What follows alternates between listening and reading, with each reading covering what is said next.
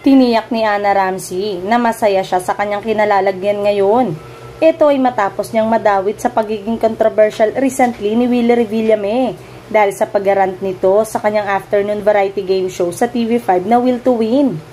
Nagkalat ang video clips mula sa Will to Win kung saan nanenermon siya ng staff at nagreklamong pagod na ito kahit kasisimula pa lamang ng show niya sa TV5. Binabati ko si Willie ng netizen dahil sa anilay hindi magandang attitude nito sa nagsisimula pa lamang niyang show. Sa pagpuna ng netizen kay Willie, nadadawit isa sa mga co-host niyang si Ana Ramsey. Bago ang Will to Win, highly identified si Ana bilang regular host ng It's Showtime Online U, ang online show ng ABS-CBN noontime show na It's Showtime.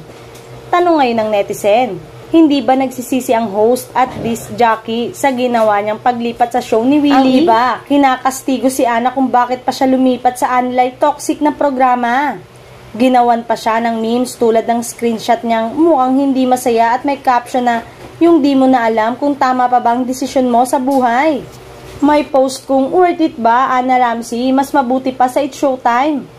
Meron namang recent post ni Ana na halatang reaksyon niya sa ipinupukol na issue. Masaya ako, sana kayo din po, good night. Simpleng post niya sa X. May netizen na nagbigay ng word of encouragement kay Ana. Sabi nito, tuloy mo lang yan DJ Ana. Ikaw lang din naman inaabangan ko doon. Very proud of you. Sagot ni Ana, oh thank you.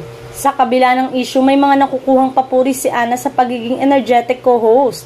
Bukod kay Ana, co-host din ni Willie sa Will to Win sina Cindy Miranda, Christine Bermas, MJ Cayabyab, Roberta Tamundong, Gabriel Basiano, Boobsy Wonderland, MJ Cayabyab, Donita Knows, Inday Fatima at Sam Bersosa.